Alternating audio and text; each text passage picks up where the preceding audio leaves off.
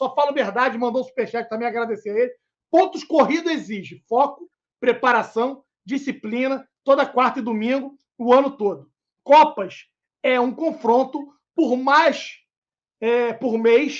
Tempo não precisa de foco o mês todo. Só uma semana. Renato Gaúcho, aí eu não sei se é o Renato Gaúcho ou o Rogério Ceni, nunca foi dedicado com o jogador. Vai ser como técnico? Então é Renato Gaúcho. Renato Gaúcho, ele fala Renato Gaúcho. Então é o Renato Gaúcho. O pessoal está falando aqui, Julião, vou receber uma mensagem aqui. Eu já falei, o Renato Gaúcho, se o Flamengo ganhar a Libertadores, o Renato Gaúcho não é treinador do Flamengo em 2022. Isso é informação. Opa. Pode me cobrar. Não é treinador do Flamengo. Eu tenho esse sentimento. Eu já falei isso com o Renato Gaúcho não... Vou te falar o seguinte, vamos bater aqui na madeira, não tem madeira perto. Se o Flamengo perder a Libertadores, o Renato não continua nem nos 4 últimos jogos do Brasileiro. Tá? Isso é fato. Se o Flamengo for campeão da Libertadores, o Renato, em janeiro de 2022, possivelmente de 0 a 10, a chance de ele ser treinador do Flamengo é 1. Quando você estava falando da live sobre a parte do Pedro que ninguém explicou, a lesão dele, é uma coisa que incomoda. Ou você acha que a torcida do Flamengo esqueceu o papelão que o Marcos Braz fez de agendar uma entrevista, de ter mobilizado toda uma imprensa, porque teve pessoas lá, teve equipes, você disponibiliza horário, funcionário, tem todo um cronograma e não foi feita a entrevista. Até hoje não foi explicado o porquê que o Pedro entrou lesionado contra o Atlético Paranaense. Então, Alan, isso é informação. 2022 do Flamengo, teremos uma grande reformulação na parte técnica, física e médica. Pode me cobrar. Coisa que já deveria ter acontecido. Então, essa foi uma das discussões que eu tive com o Perrotinha e com o Bigode, numa live que eu entrei de intrusão deles, que eu falei, cara, não fica, eles acham que ficam. Ah, mas tem o Mundial. O Mundial é em fevereiro, não é em dezembro. Fim de fevereiro. Informação que eu tenho é que o Flamengo consultou alguns treinadores na época que o Renato estava em mais rusga com a torcida e um movimento ruim internamente. O Flamengo procurou entender o mercado, entender quem tinha disposição, quem estava disponível para a partir de 2022. O Renato, óbvio, que vai ganhar uma sobrevida por ser campeão da Libertadores, caso isso aconteça, mas internamente já entendem que o Flamengo precisa de um profissional à altura deste elenco e à altura do que o Flamengo procura. O Flamengo não pode ser refém e voltar e ser retrógrado, como todos os outros clubes no Brasil. Porque em 2019 nós mostramos que a gente estava numa viés de profissionalismo. E te digo mais, você falou que o Marcos Braz fez muita coisa certa. A gente esquece também que o Spindle participa de negociação. Às vezes os louros aparecem só para o Braz, mas o Spindle também é um negociador. Ele não aparece muito, tá? Mas na lábia, o Braz é mais ativo. Ok. Calma. São papéis diferentes. Deixa eu te falar. Não, mas o Spindle faz parte, Alan. O Spindle tem mérito nisso também, principalmente juridicamente. O mérito do Spindle, vamos só botar os pingos nos is aqui. Vamos separar tudo. O Spindle não tem capacidade de escolher os profissionais. Negociação. O Spindle é o dono da negociação. Quando entra a negociação, o nego pega o Marco Braz e fala assim, ó, vai fumar teu charuto e vai lá pra salinha esperar. Quem toca toda a negociação, quem amarra tudo, por isso que eu elogio muito o Spindle. Para mim, o Marco Braz deveria sair. Eu acho que já passou a era Marco Braz. Mas a informação que eu te passar agora. Então, não se surpreenda de janeiro o Marcos Braz não continuar. Porque tem cargo público no Rio, tem outras situações, e essa situação do Pedro é uma das preponderantes. Isso é informação, Alan. Não é só essa situação, Júlio. Não, mas isso foi um dos estopins. O clima entre ele e o BAP já é insuportável, já não é de hoje. Para mim, ele só não formou chapa. E anotem isso, a gente está falando isso aqui dia 24 de novembro de 2021. Para mim, ele só não formou chapa com o Valim para poder vir nessa campanha, porque eles têm, tanto o Valim quanto o Marco Braz, ele está inserido, né? Tem ali um voto de gratidão com o Landim, sabe-se lá Deus por quê. Uma vez dito isso, a insatisfação do BAP e do Braz, deles não se tolerarem, por mais que na frente das câmeras eles querem passar uma sensação que não, tá tudo legal, temos a nossa divergência, mas a gente se respeita, a gente acaba crescendo junto. Nenhuma. Não se gostam, se odeiam, e essa é a verdade. E, só concluindo, Júlio, e o nível de desgaste é cada dia maior, porque existe uma guerra fria dentro do clube que não é de hoje. Guerra fria essa que foi acentuada após o Marco Braz convocar uma coletiva e ter pedido ao doutor Tanuri que participasse junto com ele para poder explicar à imprensa, né, a questão dos jogadores lesionados, o Tanuri ter, até onde eu sei, foi assim que funcionou, pega o telefone ligado para o Landim para falar que não era momento de falar publicamente e o Landim suspendeu a coletiva. Então isso gerou um mal-estar ainda maior. Marco Braz vai concluir, já te passo a palavra, Marco Braz vai concluir o ano com, né, a esperança de se sagrar mais uma vez campeão da Libertadores da América, para aí sim, em janeiro, agradecer o Landim, entregar o cargo e daqui a 3 anos formar a chapa junto com o Valim e vir para poder tirar esse atual grupo que vai permanecer à frente do clube. Agora você pode falar. Esse grupo vai permanecer no próximo triênio, você foi cirúrgico, possivelmente é isso que vai acontecer daqui a 3 anos, não é prever o futuro, é só entender um pouquinho de Flamengo, não desrespeitando a todas as pessoas que estão aqui no chat, mas a gente que vive um pouco mais do clube de forma intensa, que é do Rio de Janeiro, que vive e respira o clube, né? Sendo sócio em tudo, inclusive, como o próprio Alan, o que acontece? A gente entende um pouco da política, como é que funciona o Flamengo. Não foi muito bem assim como o que aconteceu em relação à situação da entrevista coletiva. Ele pediu a presença do Tanuri, que não queria participar. E que o Tanuri entrou em contato com o Landim, e o Landim não autorizou o Braz a fazer a entrevista.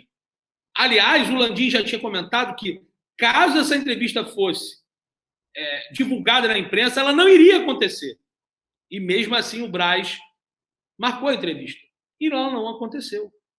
Porque o Landim não estava no clube, acho que estava resolvendo alguma coisa política do Flamengo na época, eu não lembro, né? Eu vou lembrar depois, posso ver para você, mas não estava, acho que até no Brasil, estava resolvendo algumas coisas na Conmebol, algo desse sentido, e era justamente próximo do confronto contra o Atlético Paranaense na Copa do Brasil, e não era o momento. E nesse ponto eu concordo, não era o momento. Mas acabou que ninguém explicou. E isso aí ficou no ar. Sobre a situação do do Braz, eu vou falar uma coisa muito rápida.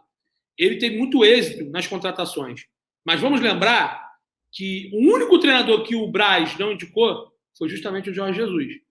O Braz indicou o Abel Braga, o Braz trouxe o Domi, o Braz pularia de paraquedas com o Rogério. Mas foi depois. O Braz com o Braz trouxe o Renato Gaúcho. O Braz trouxe todos os treinadores. Todos. O Ceni, com o Ceni, ele era contrário à vinda do Ceni.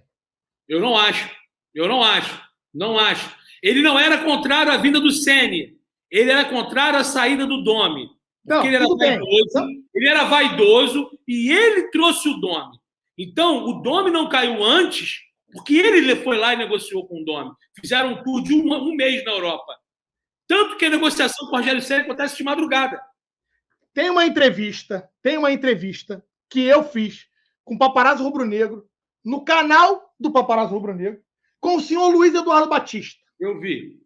À época, ele já cantava a questão do senhor Rogério Ceni, que ele sempre teve o desejo e enxergava o Rogério Ceni como um grande treinador.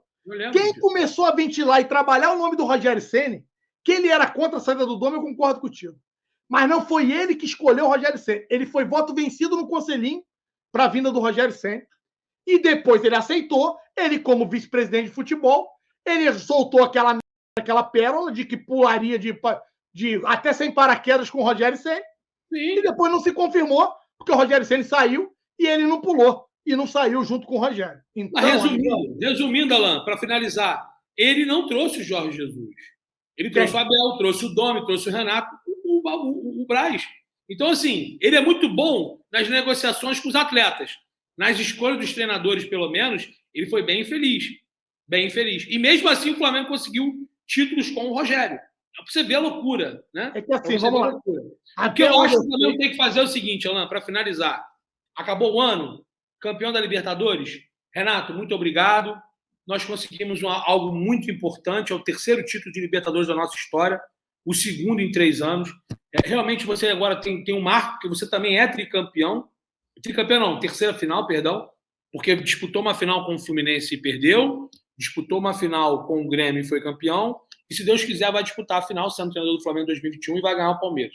Então, ele chega à terceira final, o Flamengo chegará à sua terceira final, já chegou. E possivelmente vamos torcer para que isso aconteça, seja o tricampeão. E fala, irmão, muito obrigado. Você tem mais do que mercado, você é o atual campeão da Libertadores. E um abraço. Nós analisamos que o contrato que você tem até o final do ano ele foi cumprido. O planejamento não foi como imaginava, porque a gente ainda pensava em chegar a uma final de Copa do Brasil, estar mais vivo no Brasileiro, mas a Libertadores, o projeto deu ok. Muito obrigado. Seja feliz. E o Flamengo vai ser, em 2022, uma equipe mais profissional do que foi em 2021, cara. Porque com o Renato, o Flamengo está retrocedendo. E concordo com você, Alan, que falou lá atrás.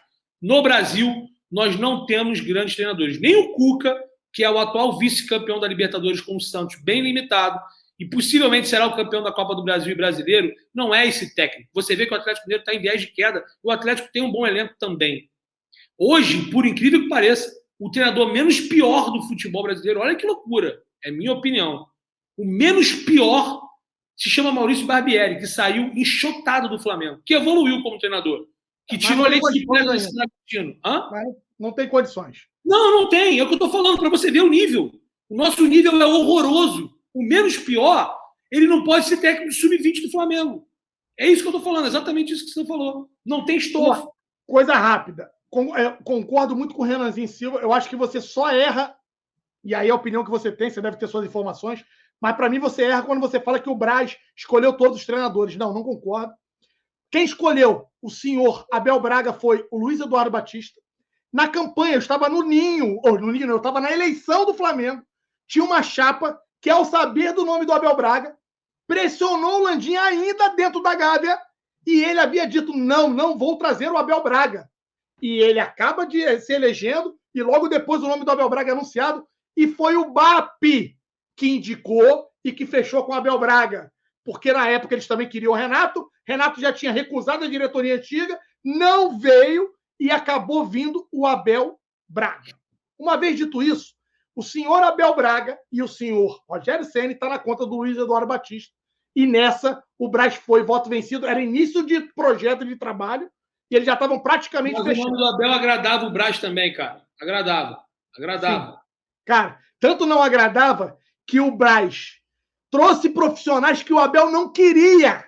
O Braz teve que ficar numa situação constrangedora porque o Abel vinha a público falar que o Arrascaeta era desnecessário dentro do elenco, porque ele tinha o Diego e ele botou o Arrascaeta no banco. Então, assim, não concordo, Julinho, respeito a sua opinião, informação, mas, assim, com o Abel, ele teve que aceitar porque ele estava no início do projeto com esse grupo político e ali ele já havia sido voto vencido porque o BAP já tinha dado as cartas. Tanto que, quando ele tira o Abel Braga, da forma que saiu, depois dos caras terem colocado uma nota oficial para tentar blindar e defender a Abel Braga ridícula. Nota oficial essa escrita pelo senhor Luiz Eduardo Batista, que não passou nem na mão do vice-presidente de comunicação, já foi direto para poder ser publicada. A gente pega e vê o caos dentro do clube, ele vai, o Pelaipe indica o Jorge Jesus, o Braz conversa com o cara, gosta, traz, e isso gerou também atritozinho, porque o BAP não gostou do nome do português, tentou de todas as formas derrubar o português. Tentou em grupinho de WhatsApp, depois da derrota, principalmente, né, para a equipe do Bahia, que nós tomamos 3, que nós pegamos o Felipe Luiz, que estava voltando a jogar bola no Brasil, estava bem na frente do Alfa foi o Emelec no 3-0 lá no então fez o primeiro, gerou o primeiro atrito. E depois da derrota para o Bahia, que foi na sequência desse jogo, ele já queria mandar o português embora de todas as formas, de todo custo. E aí, Júlio, tem um outro problema. Deixa eu ler o superchat aqui para zerar, que depois eu perco. O Moisés mandou outro aí. Ó. JJ sem contrato em julho. Não dá? Eu vou dizer por que não. É ele, então, Carvalhal. Vamos lá. Acho que agora eu zerei o superchat. Não, tem mais um aqui. O Só Fala Verdade mandou outro aqui. Ó. Ir para cima do Galhardo na segunda-feira. A gente pode falar. Não é meu preferido. Eu não tenho a convicção de que o Galhardo dê certo. Mas cara, eu vou explicar aqui para vocês um negocinho. Vai me chamar de maluco. O Galhardo eu gostava muito dele, mas, cara, ele tem um perfil meio... Não é... Ele é muito melhor que o Rogério Ceni, tá? Mas ele tem meio que perfil ali no gramado, porra, mão no bolso também, fala pouco. Eu não sei se daria certo. Eu, Alan, não tenho essa convicção que muita gente tem. Acho o Galhardo um bom treinador, sim. Também acho. Acho que ele tem muita liberdade no River. Mas, assim, galera, o problema do Flamengo, ele é maior do que apenas o treinador. A gente tem que falar isso. O Flamengo deveria montar uma estrutura de futebol profissional e não ter interferência de conselhinho, de baba-ovo político, do raio que o parta. O que o Português fez quando chegou com a equipe dele completa foi meio que blindar grande parte desse oba-oba ali de bastidores, né, da Rádio Peão, que acontece dentro da Gávea. E isso acabou trazendo um baita de um efeito. O Pelaipe tentava blindar ali um pouco dessa vaidade política ali, e o Português tocou toda a operação do futebol. O Flamengo precisa de uma profissionalização que vai muito acima de apenas escolher o técnico.